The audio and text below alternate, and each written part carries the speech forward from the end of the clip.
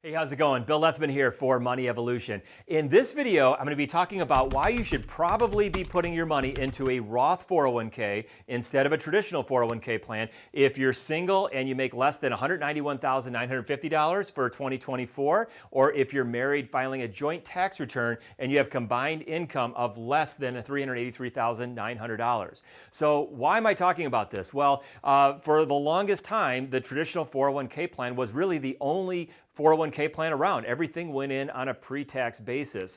It also grew tax deferred, and then you would take this money out in retirement and pay taxes on it later. And I think the big myth that many of us kind of bought into, I know I certainly did, when I was 21 years old and started putting money into a 401k plan for the first time, is that, hey, we're going to take this off of our income tax right now today. You're not going to pay taxes on it, but you'll pay taxes later when you're retired. After all, you're not going to be working, and so of course you're going to be in a lower tax bracket than what you are right now. Well, the reason why today this is especially important here in 2024 is we have something called the Tax Cuts and Jobs Act rates. These are rates that went into effect in 2018 and basically had a sunset provision that they were only going to last through the end of the tax year for 2025. And then in 2026, if Congress or new legislation doesn't come out, those taxes are going to revert back to the old 2017 tax table with an adjustment for inflation. So if we look at this and we say, okay, well, if we're single, $191,950, that is the upper end of the 24% tax bracket. In 2026, just to give you kind of an idea, the tax bracket, once it reverts back, is projected, this is our projection based on some inflation of the old tax table with an inflation factor, the 15% tax bracket will top out at $47,145. So what that means is that if you make over $47,145 and you're single, you're going to be paying taxes on anything above that at 25% until you jump up to the next tax rate, which is 28%, and then 33% after that. So even if you're planning to retire in a couple of years, if you're thinking that you're going to be taking out more than $47,000 out of your retirement account, or that along with a pension and your Social Security benefits is going to be greater than that, then most likely you're going to at least be in a 25% tax bracket.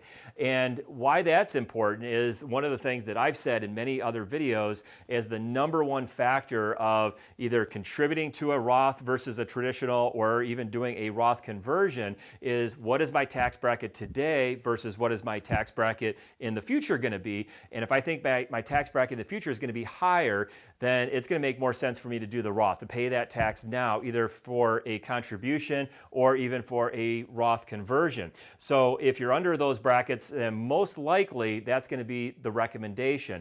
And if you still have room in the bracket and you still could make your contribution to your 401k plan and still have room before you hit that $191,950, then maybe some Roth conversions even make sense too, if you can afford to do that. If you're married filing joint, that's going to be $383,900, and the combined income in 2026, what it's projected to be in that 25% tax bracket is going to start, is going to be $94,290. So again, even if you're planning on going into retirement, by the time you add in your Social Security, your spouse's Social Security, currently up to 85% of those Social Security benefits are subject to tax. So not all of it, but a good portion of it. And then if you have any kind of a pension, or you're going to be needing to take withdrawals out of your retirement account, for many people probably watching this, your tax bracket's going to be a little bit higher than that. So let's take a look at this on the married filing joint tax return. It's going to be very similar if we were to look at it for a single tax filer. By the way, this is something that I created. I created all these reference materials as a part of our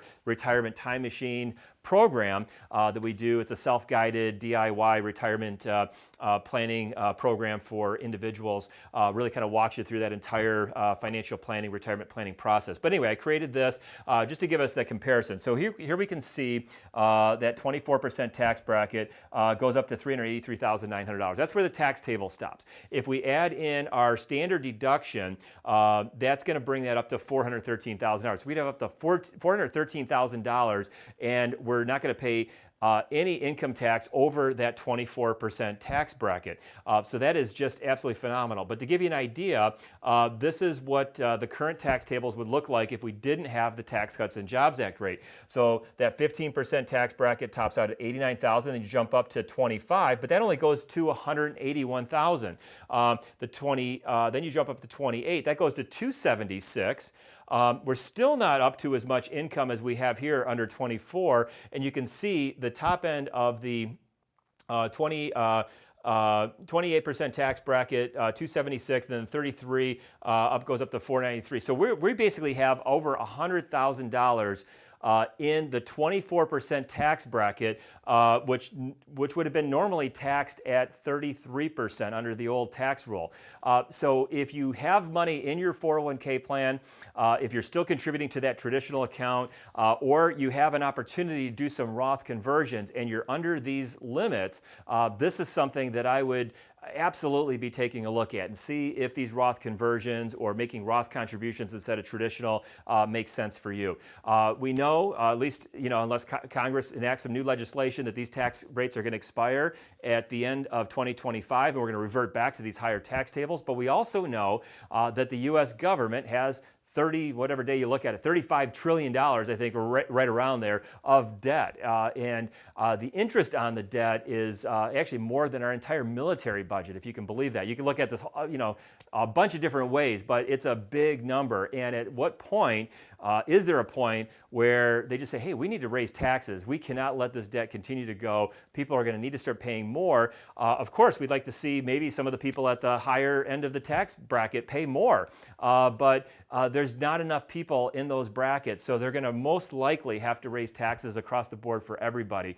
So if you can get some of that money into that tax-free Roth, that might be a strategy that makes sense. One other quick little plug here. I created a case study all about Roth strategies. I think it's called the Roth Strategies case study. We'll put a link down in the description below for that, and it kind of walks through 6 different strategies to get more money over to Roth IRA, Roth 401k plan.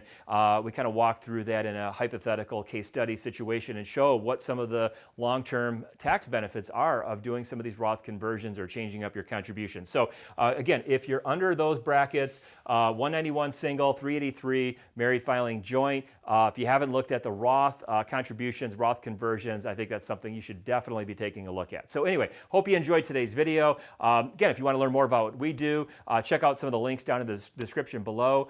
You can also head over to moneyevolution.com, our website. We're trying to build out an entire information super hub for everything personal finance, retirement planning related. And really, first and foremost, is just to educate everybody. If you find something interesting, you want to explore a little bit about what we do, we'd love to have that too. But really, just to provide you the information is what I'm looking to do here. So thanks, and I'll see you back in one of my next videos.